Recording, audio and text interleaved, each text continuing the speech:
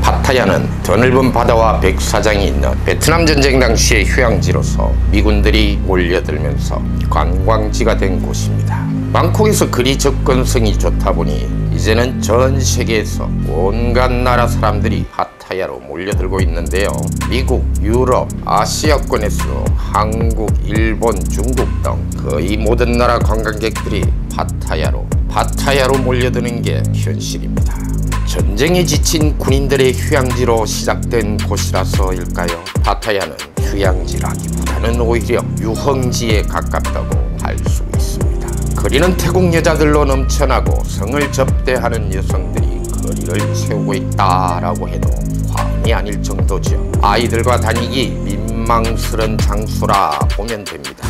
헐리우드, 파타야에는 오래전부터 외국인, 특히 그 중에서도 한국이나 중국인들에게 잘 알려진 유명한 클럽 헐리우드가 있습니다. 지금도 파타야를 찾는 한국이나 중국인들이 꼭 들르다시피 하는 장소인데 단지 단순하게 술 마시고 춤추러 가려는 의도만은 아니지요.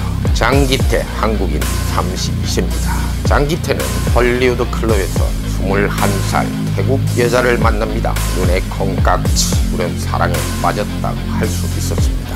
열정에 휩싸인 젊은 남녀는 국적 정도는 신경도 쓰지 않았고 며칠 되지도 않아서 그 사람은 동거에 들어갔습니다.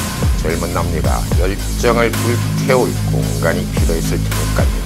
룸피니 콘도, 룸피니는 비싸지도 사지도 않은 비교적 저렴한 렌트비로 임대할 수 있는 곳입니다. 수영장이 빤히 바로 내려다 보이는 방에서 남녀 두 사람은 한동안은 그렇게 젊은 남녀들이 다 그렇듯이 열정을 불태우면서 하루하루를 살아갔습니다.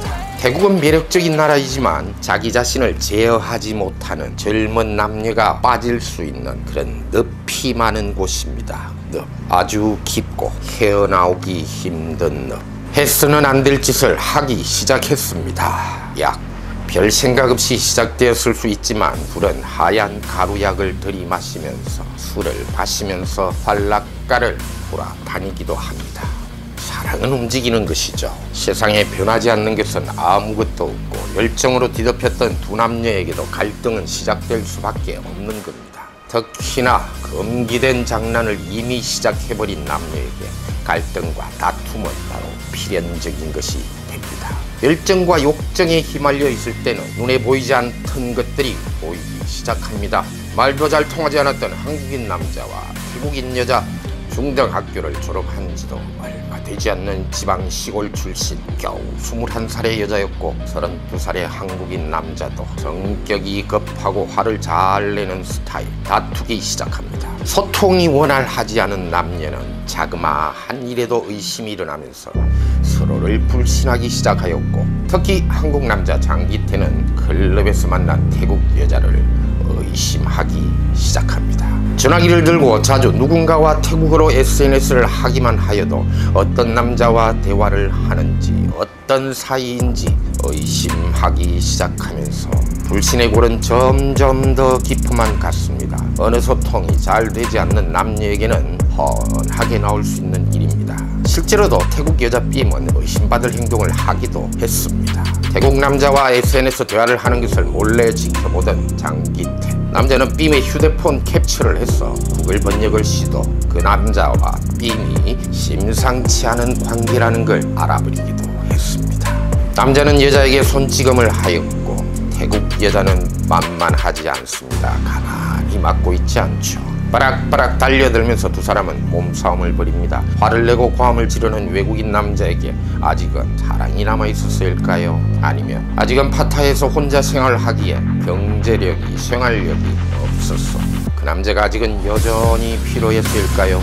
여자는 결국 남자에게 울면서 미안하다고 다시는 다른 남자와 연락하지 않겠다 하면서, 하지만 그날의 다툼은 사람에게 갈등이 시작되는 것을 알리는 전조 신호일 뿐이죠.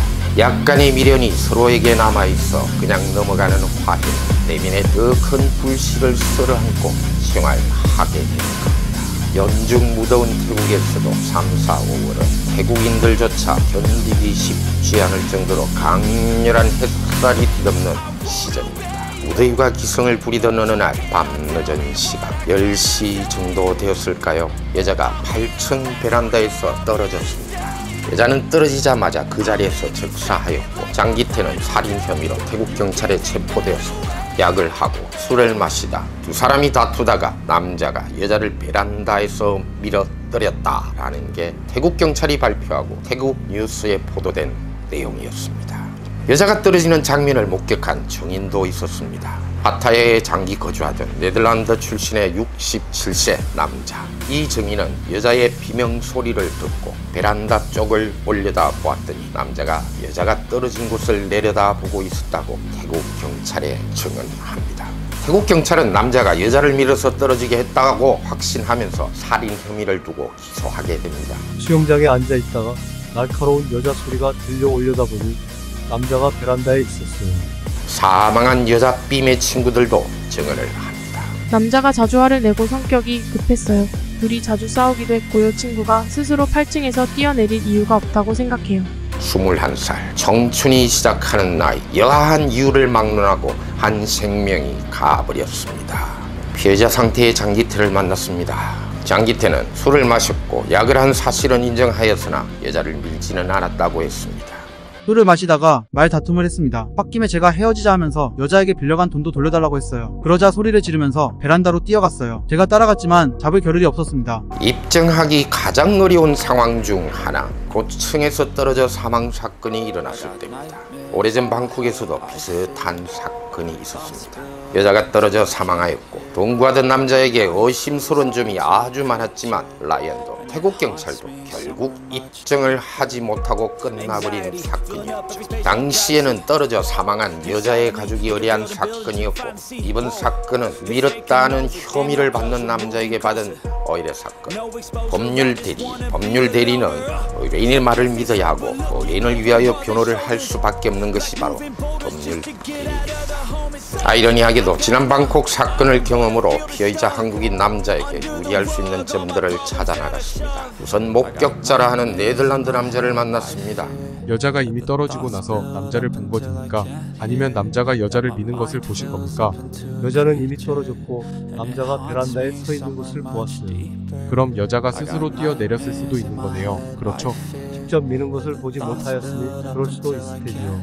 남자와 여자가 술을 과하게 마시고 약을 한 상태였다는 점을 법원에 제출도 하였습니다. 남자가 약에 대한 처벌을 면할 수 없게 될 테지만 최소한 살인에 대한 혐의를 지우게 할 수 있는 정황상 사정이 될 수 있는 것이죠. 입증하기 어려운 부분은 피고인의 이익으로 태국 형사소송에서도 적용되는 점입니다.